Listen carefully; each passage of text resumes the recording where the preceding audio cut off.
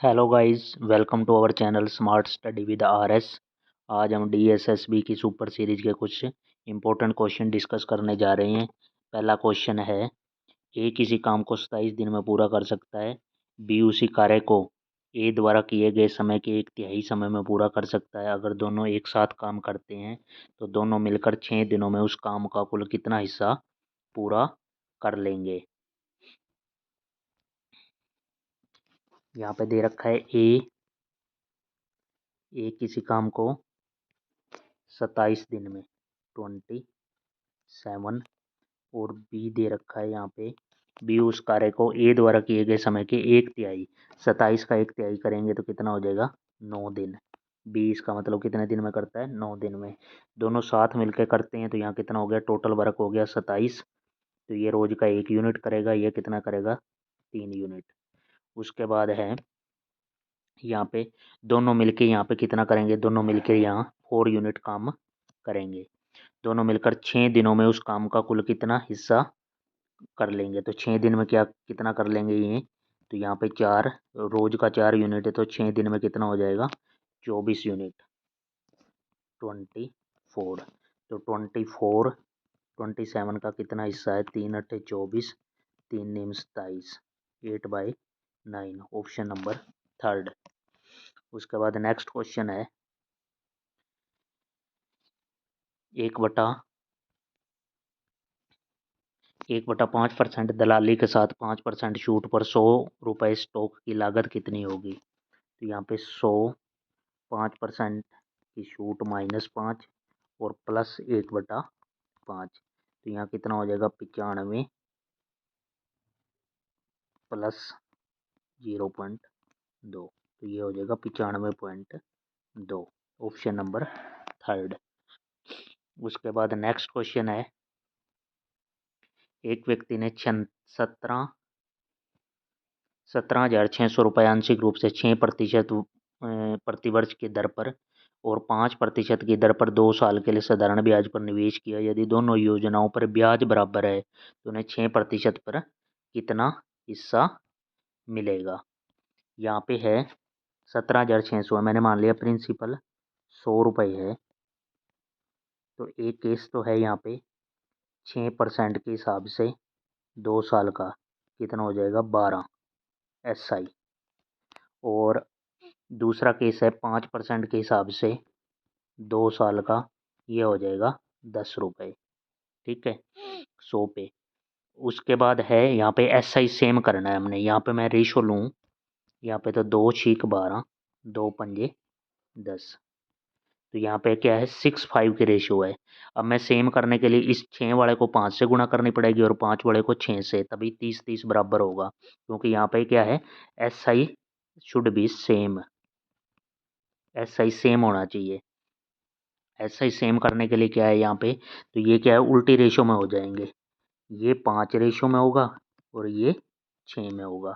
तो यहाँ पे कितना हो गया 6 और 5 11, इस 11 की वैल्यू क्वेश्चन के अंदर है 17,600, ये हो गया 11 एकम 11, 16 गुना। तो यहाँ पे 5 की वैल्यू क्या हो जाएगी, एक की वैल्यू 1600 है तो 5 की कितनी हो जाएगी 8,000 यूनिट, ऑप्शन नंबर सेकंड। उसके बाद नेक्स्ट क्वेश्चन है, 3 अंकों की एक संख्याओं का योग 270 है, उनका महत्तम समावर्तक 18 है, तो सभी संख्याओं का लघुत्तम समावर्तक क्या है, एलसीएम निकालना है हमें। यहाँ पे 3 अंकों की संख्या है, लेकिन मैंने 2 संख्या मान ली, जैसे एक x है और एक y। यहाँ पे इनका HCF 18 है तो एक संख्या होगी 18x, दूसरी क्या होगी 18y, और उन संख्याओं का क्या है योग दे रखा है 270 है। एक संख्या यह है, एक ये है, यहाँ पे योग दे रखा है तो योग के इक्वल रख देंगे, तो इनका योग कितना हो जाएगा 18x plus 18y is equal to कितना हो गया 270। यहाँ से मैं क्या हो जाएगा 18 कॉमन ले लूँगा तो यहाँ क्या हो जाएगा x प्लस वाई कितना हो जाएगा 270/18, तो यहाँ से कैंसिल करूँगा तो यहाँ कितना आ जाएगा 15। यहाँ से x प्लस वाई की वैल्यू हो गई, x प्लस वाई की वैल्यू 15, 15, तो 15 के मैं फैक्टर करूँगा तो एक क्या हो जाएगा 1 और 14, 2 और 13, 3 और 12 नहीं होगा, 4 और 11, और एक होगा 5 नहीं होगा 6, 7 और 8। ये वैल्यू हो सकती हैं एक्स और वाई की पॉसिबल वैल्यू। और उसके बाद हमें क्या करना है, यहाँ पे एक्स और वाई की, तो मेरे पास क्या है एक्स, अगर मैं पहली वैल्यू पुट करूँ यहाँ पे तो 18 एकम 18, अगर मैं एक ये फर्स्ट वैल्यू पुट करूँ और 18 गुणा 14, ये 3 अंकों की संख्या नहीं बनेगी यहाँ पे। 18 दूनी 36, यहाँ पे भी नहीं, 18 चौक 72, 7 और 8 ये वो फैक्टर एक्स और वाई की वैल्यू होगी जिसमें तीन दोनों संख्याएं 3 अंकीय संख्या बनेंगी। यहाँ पे 18 सत्ता 126 और 18 अट्ठा 144। 126 और 144 वो 3 अंक संख्याएं हैं। अब इनका हमने क्या निकालना है, एलसीएम निकालना है। यहाँ पे एलसीएम निकालने के लिए क्या है, इसका फैक्टर करूँगा। 126 को लिख सकता हूँ 18 और 7, 144 को लिख सकता हूँ 18 गुणा 8। तो 18 तो दोनों में ही है, दोनों के अंदर है 18, तो यहाँ पे क्या हो जाएगा, 18 यहाँ अलग से लिख लूँगा और 7 और 8 की गुणा और कर दूँगा। 18 गुणा 7 गुणा 8 करूँगा तो कितना आएगा, 1008। ऑप्शन नंबर डी हो जाएगा। उसके बाद नेक्स्ट क्वेश्चन है, ये भी इसी तरह मिलता जुलता क्वेश्चन है। दो संख्याओं का एलसीएम उसके महत्तम समवर्तक का 143 गुणा है। यदि दोनों संख्याएं 3 अंकों की संख्या हो और उनका महत्तम समवर्तक 18 है तो उन दोनों संख्याओं के व्युत्क्रम का योग, मतलब उल्टे का योग निकालना है हमें। यहाँ में दे रखा है एक तो कि एचसीएफ दे रखा है 18, मैंने संख्या मान ली एक संख्या x और एक y, तो इनका एचसीएफ 18 है, तो एक होगी 18x, दूसरी होगी 18y। उसके बाद है एलसीएम, है जो इनका एलसीएम है जो उनके महत्तम समावर्तक का 143 गुणा, 143 गुणा एचसीएफ, ये गिवन है। उस अब यहाँ से एलसीएम क्या हो जाएगा, 18x और 18y से एलसीएम निकालूंगा तो ये क्या हो जाएगा 18xy। ठीक है, 18xy इसका एलसीएम। तो यहाँ पे वैल्यू पुट करूँगा तो ये कितना हो जाएगा, और एचसीएफ मेरे को 18 गिवन है, यहाँ पे वैल्यू एचसीएफ गिवन है।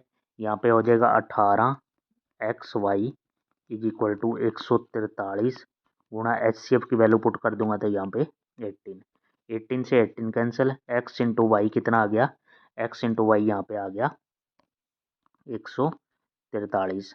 143 के फैक्टर करूँगा तो दो ही फैक्टर बनते हैं, एक 13 और एक 11, मतलब x की वैल्यू 13 और y की वैल्यू 11, दो वैल्यू बनती हैं यहाँ पे पॉसिबल।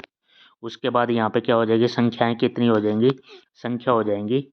यहाँ पे मैं संख्या निकालना चाहूँ तो 18x और 18y, तो यहाँ पे x की वैल्यू 13 पुट करूँगा तो 18 गुणा 13 और एक और दूसरी 18 गुणा 11। यहाँ पर मैं 18 गुणा 13 करूँगा तो ये वैल्यू तो आ जाएगी मेरी 234। एक संख्या तो मेरी 234 आ जाएगी 3 अंकों की, और 18 गुणा 11 करूँगा तो ये आ जाएगी 198, 198। ये दो संख्याएं होगी 234 और 198। अब मेरे इसको क्या करना है, इसका 1 बाय करके मैंने इनके व्युत्क्रमों का योग निकालना है। तो मैं ऐसे कर दूंगा, यहाँ पे 1 बाय 234 प्लस 1 बाय 198, यहाँ से सोल्व करूँगा तो यही आएगा 4/429। उसके बाद नेक्स्ट क्वेश्चन है, ये कर लेना, ये आसान है। उसके बाद है 3 साल पहले शुद्ध और करण की आयु का अनुपात 7:1 था। 3 साल बाद शुद्ध और करण की आयु का अनुपात 4:1 होगा। शुद्ध और करण की आयु का अनुपात अब से 7 साल बाद क्या होगा।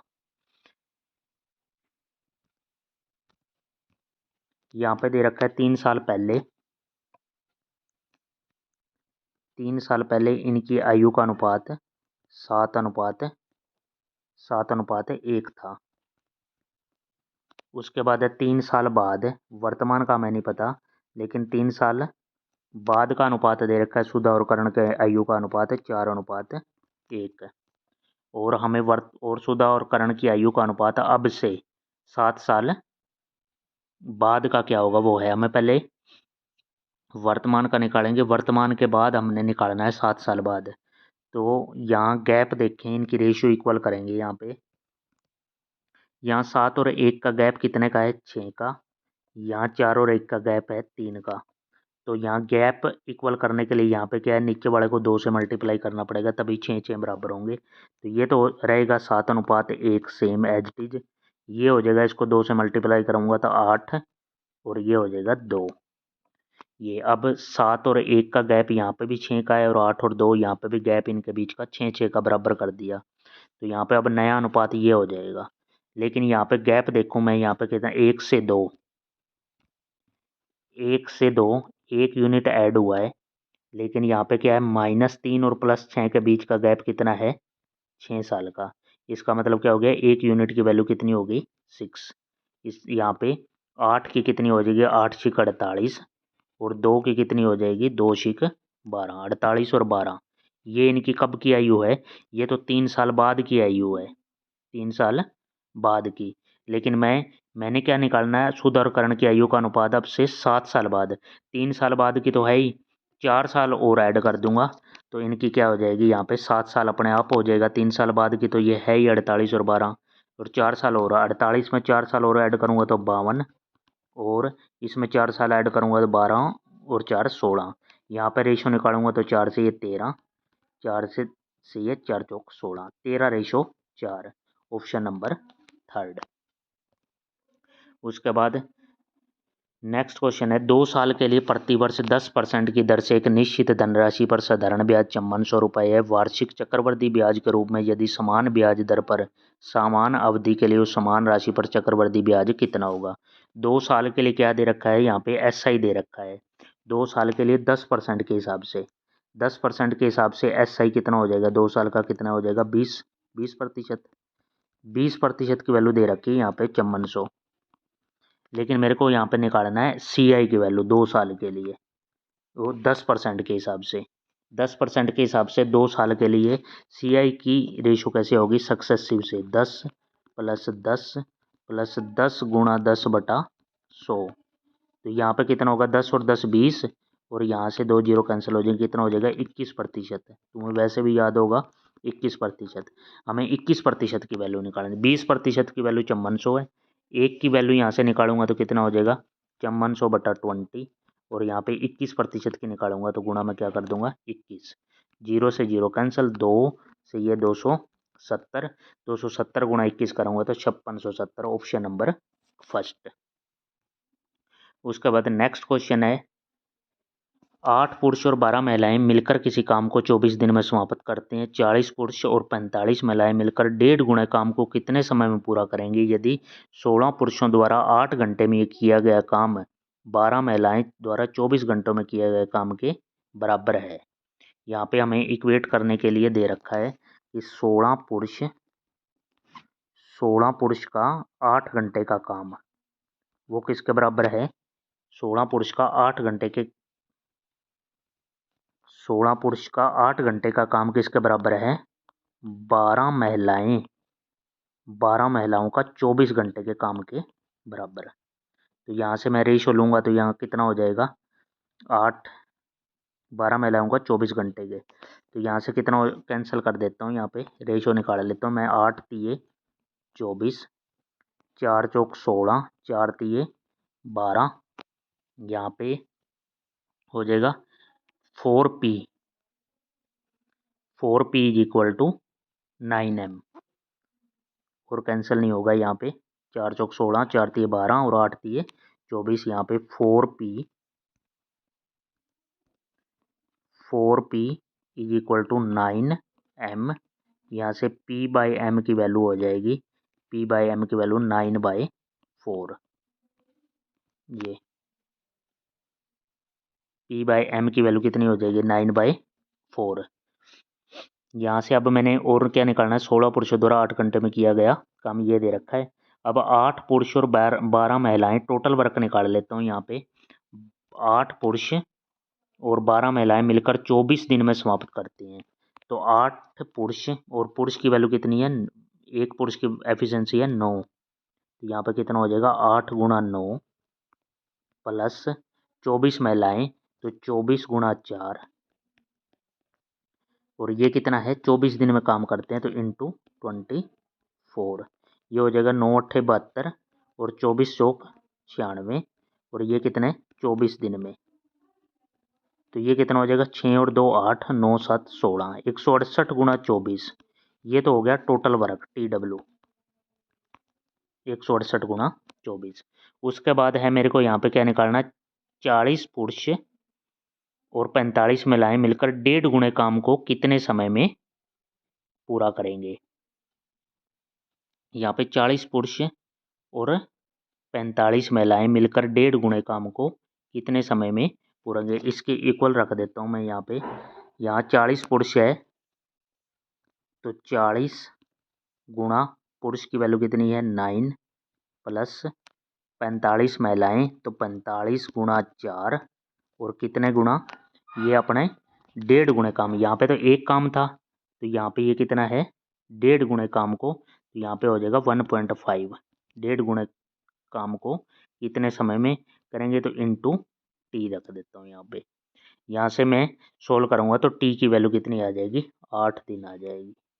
ठीक है, सबसे पहले यहाँ पे पी और एम की एफिशिएंसी निकालनी है, उसके बाद यहाँ पे TW टोटल वर्क निकालना है 168 गुणा 24, और वैल्यू किसकी निकालनी थी 40 पुरुष और 45 महिलाएं 1.5 गुणे काम को कितने टाइम में करेंगे TMDH/W, वो वाला फॉर्मूले से 8 दिन आ जाएगा यहाँ पे। उसके बाद नेक्स्ट क्वेश्चन है, एक लकड़ी के सिलेंडर की घुमावदार सतह को चिपकाने के लिए 15 रुपये प्रति मीटर स्क्वायर से अगर सिलेंडर का व्यास 50 सेंटीमीटर और ऊंचाई 7 मीटर है तो पूरी सतह को चमकाने के लिए कुल कितनी राशि खर्च करनी पड़ेगी। एक सिलेंडर का दे रखा है हमें यहाँ पे,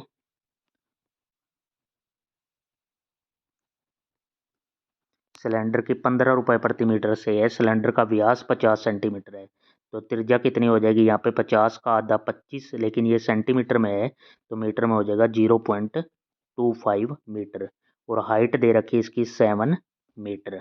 उसके बाद इस सिलेंडर को चमकाने के लिए 2πRH इसका कर्व्ड सरफेस एरिया निकाल देंगे, 2 गुणा पाई की जगह 22/7, आर कितना दे रखा है 25/100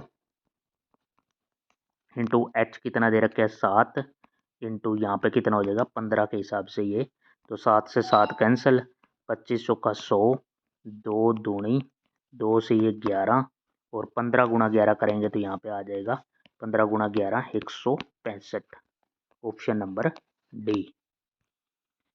उसके बाद नेक्स्ट क्वेश्चन है, दो pipe A and B can fill the tank in 4 hour और 6 hour respectively, a third pipe can see can empty a full tank in 8 hours, all three pipe are open together and after 2 hours pipe B is closed, how many hour the tank will be filled। Tank कब fill होगा, ए और B दो भरने वाले tank हैं, ए भरता है 4 घंटे में और बी भरता है 6 घंटे में, a third pipe C can empty a tank in 8 hour, तो ये -8 हो जाएगा, यहाँ से एलसीएम हो गया 24, 4 छीक 6 चौक और 8 टीए।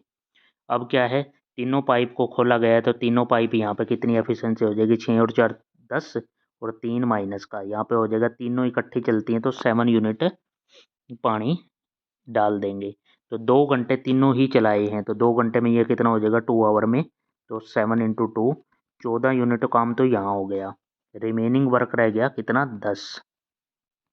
10 यूनिट। अब 10 यूनिट में क्या है, बी पाइप क्लोज कर दिया है, बी पाइप को क्लोज कर दिया है तो अब बी पाइप बंद हो जाएगी, और ए और सी ओपन रहेंगे तो ये 6 यूनिट डालता है 3 निकाल देता है, तो क्या है 10 यूनिट को 3 एफिशिएंसी से भरेंगे तो यहाँ पे कितना हो जाएगा 3 से 1/3 घंटे लगेंगे, और 2 घंटे ये बड़े 3 और 2 ये कितना हो जाएगा 5 से 1/3 आवर, ऑप्शन नंबर 4, 16 से ही 16/3, 5 × 3 15 और 1 16, इसको ये भी लिख सकते हैं 16/3। उसके बाद नेक्स्ट क्वेश्चन है, यदि ब्याज ब्याज 8 मासिक रूप से संयोजित होता है तो 2 साल के लिए 20,000 रुपये का 12% प्रति वर्ष पर मिश्रित ब्याज क्या होगा। यहाँ पे आठ मासिक रूप से संयोजित है। यहाँ टोटल पहले 1 साल का दे रखा है, कंप्लीट 1 ईयर का कितना दे रखा है 12%। तो हमें 8 मंथ का निकालना पड़ेगा, पहले 8 मंथ का निकालना है। तो यहाँ पे कितना हो जाएगा, 8 मंथ का निकालेंगे तो मतलब 1 साल यानी कि ये क्या है 12 महीने का है। ऐसे 12 मंथ की वैल्यू 12% है तो 8 मंथ की निकालनी है 12 और 8 मंथ की 12 महीने की 12 वैल्यू है तो 8 की कितनी हो जाएगी 8% हो जाएगी। तो 8% के हिसाब से मैंने क्या निकालना है, लेकिन ये क्या 8 मासिक 2 साल के लिए। तो 8 के मैं यहाँ पे कितने हो जाएंगे 3 गैप हो जाएंगे 8 8 और 8। 8% का मेरे को 3 बार सक्सेसिव लगाना पड़ेगा यहाँ पे 8%, फिर 8% का और 8% का, क्योंकि यहाँ पे कितना हो जाएगा 8 3 24 तभी होगा 8 का सर्कल है यहाँ पे। तो 8% के हिसाब से मैं सक्सेसिव यहाँ पे लगा देता हूँ। 8 का 8 के पे पहले लगाऊंगा, 8 का 8 से निकालेंगे तो यहाँ पे कितना हो जाएगा 8 और 8 का यहाँ पे कितना हो जाएगा 8